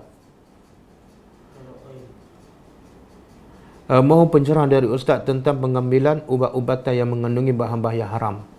Kalau boleh elakkan, elakkan. Tapi kalau doktor yang pakar dan juga doktor yang Muslim mengatakan tak ada ubat lain kecuali ubat ni saja yang ada campuran benda haram. Kalau tak berubat, boleh memudaratkan. Berdasarkan ilmu kedokteran, maka ketika itu boleh. Tapi kalau ada lagi jalan, ruang untuk kita cari ubat yang betul-betul halal, tak boleh kita ambil yang bercampur dengan benda yang haram. Masalah dia apa dah? Darurah ke tak? Kalau sampai tahap darurah, benda yang haram boleh jadi halal. Kalau kita masuk hutan, makanan tak ada, ada bangkai. Bangkai apa? Monyet je. Monyet itu haram, bangkai dia lagi haram. Tapi kalau masa tu makanan tak ada, kalau kita tak makan, membawa mudarat lebih besar, apa dia? Mati. Maka benda yang haram jadi halal. Begitulah juga rawatan. Kalau tak ada obat yang betul-betul 100% halal, yang ada ialah yang bercampur dengan haram. Kalau kita tak makan, mengikut ilmu kajian doktor, kita boleh mati, maka yang haram ketika itu menjadi halal. Tetapi sekadar yang perlu. Sekadar yang perlu. Jangan berpanjangan kita ambil benda yang bercampur dengan haram. Mak saudara dah tak berapa ingat. Salat selalu salah. Adakah wajib salat ke atas dia? Kalau dah tak ingat, lupa, tak wajib lah. Sebab dalam satu hadis Nabi kata, diangkat kalam, makna tidak dicatat amalannya. 3. Pertama, bila dia lupa. Yang kedua, bila gila. Yang ketiga, bila dia pensan. Tak ada juga mengatakan bila dia dipaksa. Kalau dipaksa, orang letak pistol kat sini dan orang kata jangan solat. Masa tu dia tak berdosa. Wallahualam.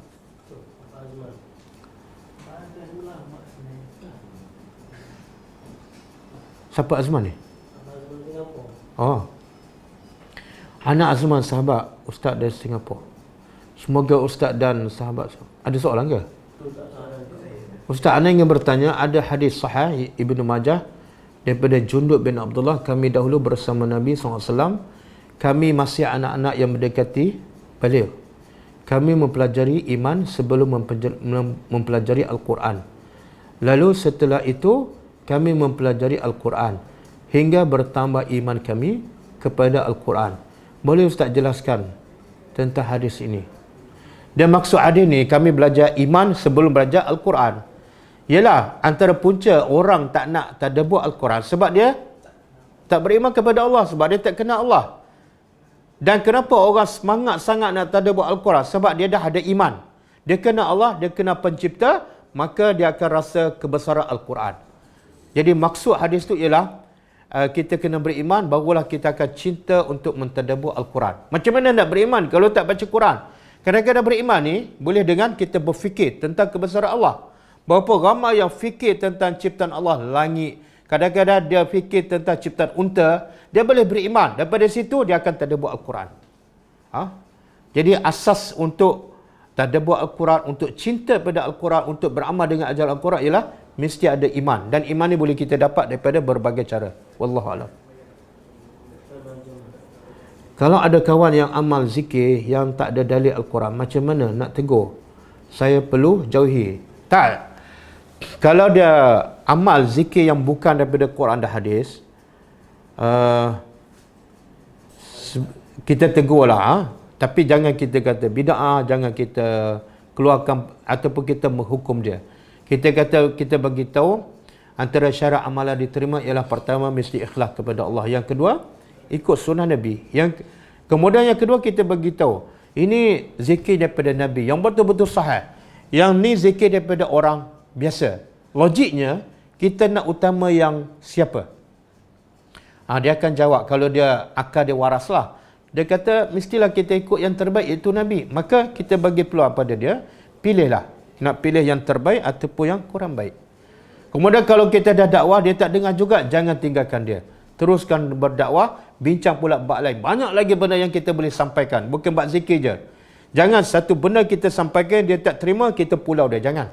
Banyak ruang lagi ilmu, medan-medan yang kita boleh sampaikan pada mereka. Wallahualam. Izzati, Cik Alih, baca selawat khusus pada hari Jumaat selepas asar, iaitu sebanyak 80 kali. Ini tak sahih. Akan dihapuskan dosa selama 80 tahun. Tak sahih. Tak sahih. Yang sahih, Nabi kata hari Jumaat perbanyakkan selawat kepada aku. Kenapa? Sebab selawat pada aku pada hari Jumaat akan dibentangkan kepada aku. Nabi tak dengar kita berselawat, tapi dalam hadis disebut ada malaikat duduk sebelah Nabi. Jadi malaikat ni akan sampai pada Nabi, siapa yang berselawat, khususnya pada hari Jumaat. Hari yang dijumaatkan, perbanyakkan selawat. Jadi kalau saya berselawat pada Nabi 20, malaikat yang duduk sebelah Nabi bagi tahu, Abdul Mu'in bin Abdul Rahman daripada Bukit Jelutong berselawat pada engkau. Nabi pun jawab. Jadi bilangan 80, yang bilangan 80 tak sahih. Nabi hanya begitu perbanyakkan, jangan hadkan. Nak selawat 20 silakan, nak selawat 100 silakan. Tapi jangan hadkan dan jangan tetapkan setiap Jumaat mesti 80. Itu yang tak boleh. Adakah wasiat daripada ibu bapa tetapi wasiat itu tidak melibatkan harta? Contohnya, dilarang berhenti kerja kerana saya ingin berniaga. Itu bukan wasiat. Itu itu bukan wasiat. Wasiat ni lebih kepada apa?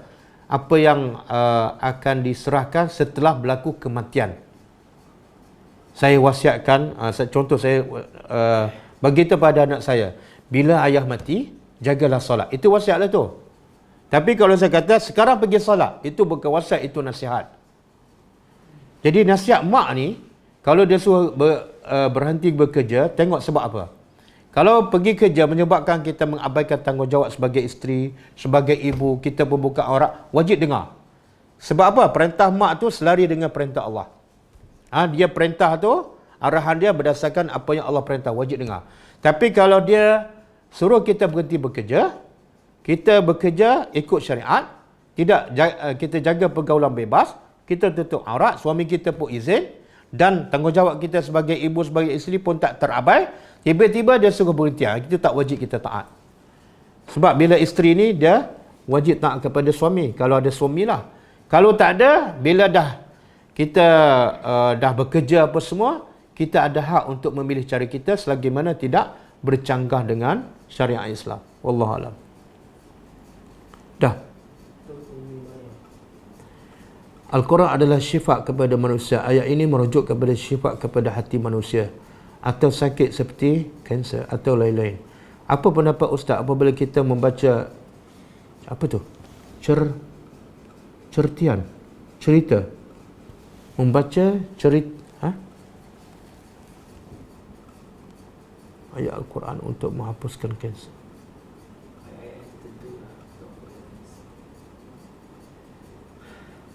Tak.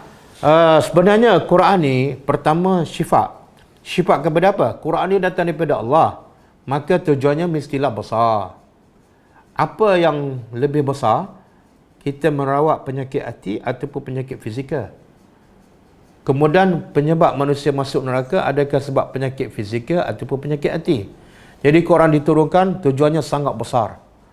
Tujuannya sangat mulia, iaitu nak selamatkan manusia daripada neraka. Dan nak selamatkan manusia daripada neraka, maka yang pertama perlu dirawat ialah penyakit hati. Apa dia? Syirik, kufur, riak, dengki, dendam, cinta dunia. Semua boleh merosakkan hati. Walaupun badan dia sihat. Tapi kalau ada penyakit hati, sia-sialah kesihatan dia. Dia akan dibakar dalam neraka. Tapi kalau hati dia sihat, fizikal dia sakit, kanser ke apakah, tapi dia reda, dia sabar, dalam masa sama dia merawat penyakitnya, maka penyakit fizikal tidak akan memudaratkan imannya. Sebab tu saya bagi contoh wanita yang di zaman Nabi, wanita hitam yang kena penyakit sawan kan. Penyakit sawan ni tak ada siapa yang nak kan. Tama-tama wanita tu pula daripada kulit hitam. Jadi dia jumpa Rasulullah, dia kata, "Ya Rasulullah, aku ada penyakit sawan, tapi masalah aku ialah bila datang penyakit tu aurat aku terbuka." Tengok, ada dua penyakit ni. Satu penyakit fizikal, penyakit sawan. Yang kedua penyakit apa? Dosa. Dosa apa ni? Bukan aurat. Yang wanita ni risau apa dia? Bukan penyakit sawan, penyakit dosa, iaitu bukan aurat. Jadi dia minta Nabi SAW berdoa kepadanya supaya Allah sembuhkan penyakit sawannya, supaya apa? Supaya dia dapat jaga auratnya.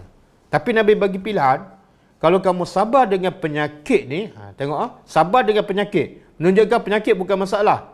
Yang masalah ialah tak sabar dengan penyakit. Kalau kamu dapat sabar dengan penyakit ni, bagi engkau dijamin di surga. Tapi kalau kamu nak sembuh daripada penyakit fizikal ni, aku boleh berdoa dan Allah akan makbulkan doa dan Allah akan sembuhkan engkau. Nabi bagi pilihan. Jadi wanita ni pilih apa? Wanita ni pilih nak dirawat penyakit hati, iaitu dosa. Dosa apa? Bukan aurat. Kalau dengan penyakit sawan adalah penyebab dia masuk syurga, itu bukan penyakit. Itu adalah nikmat, laluan, proses ke syurga. Cuma kena tangguhlah sakit kan. Tapi kalau dia sihat, dia buat dosa, itu penyakit lagi bahaya. Sebab apa? Badan sihat, tapi ada satu penyakit yang akan membawanya ke neraka. Jadi bukan makna bila sakit kita tak perlu rawat. Tapi dengan sebab penyakit kanser tu, jangan jadikan itu satu musibah besar.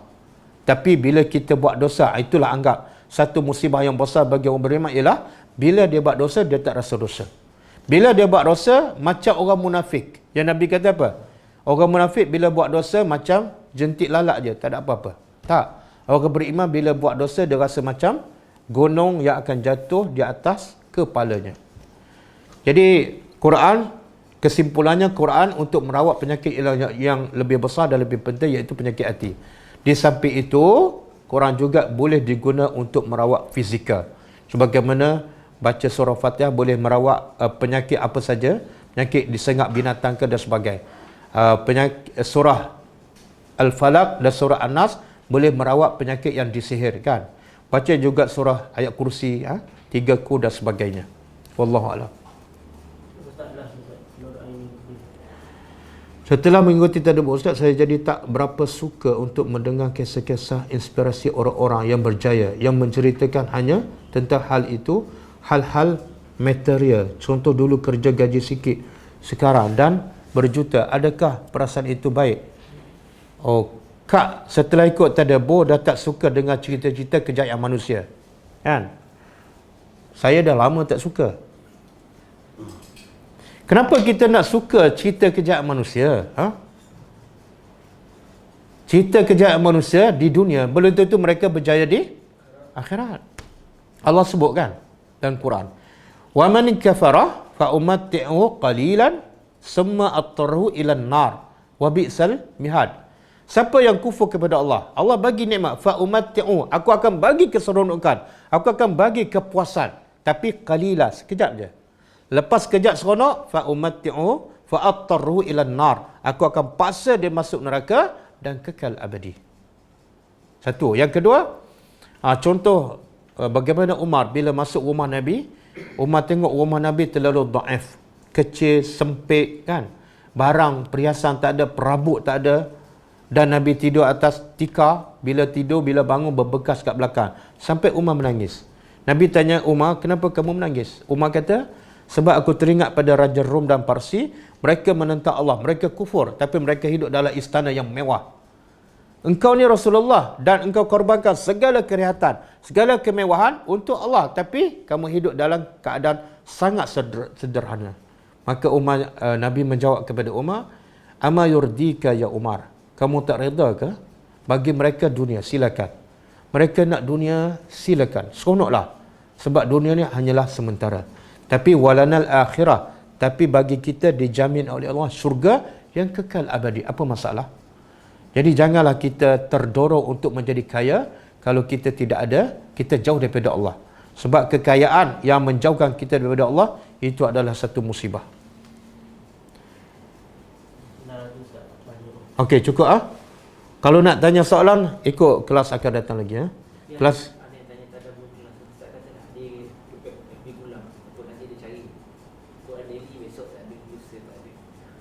tapi yang ni masih Quran daily. Ini Quran daily. Ha. Ada yang tanya bila kelas, tapi nanti suka dia tak tahu kat mana live tu. Facebook mana? Tapi dah ada jadual. Kat ada first time kot ni. Nanti kita viralkan balik jadual kelas. Jadual kita daripada Isnin sampai Jumaat. Kelas Isnin pukul 10.30 ditaja melalui Facebook Suriaka. Kelas hari Selasa melalui Facebook Target to Jannah. Kelas hari Rabu 2 kelas pagi dan malam, Facebook Ulamud Dakwah. Kelas hari Khamis Facebook Ulamud Dakwah. Kelas hari Jumaat Facebook PQDM. Kemudian kalau ada kelas hari Sabtu dan Ahad, semua daripada melalui Facebook Ulam Al-Dakwah. Nanti kita akan bagi jadual Kita dah bagi pun Okey. Jadi kelas kita akan datang besok pukul 3 petang pagi dah dia minta tukar hari Ahad. Besok kelas pukul 3 petang melalui Facebook Ulam Al-Dakwah, insya-Allah. Okey, kita tutup dengan membaca tasbih kafarah. Subhanakallahumma wa bihamdika asyhadu an la ilaha illa anta astaghfiruka wa atubu ilaik. Assalamualaikum warahmatullahi wabarakatuh.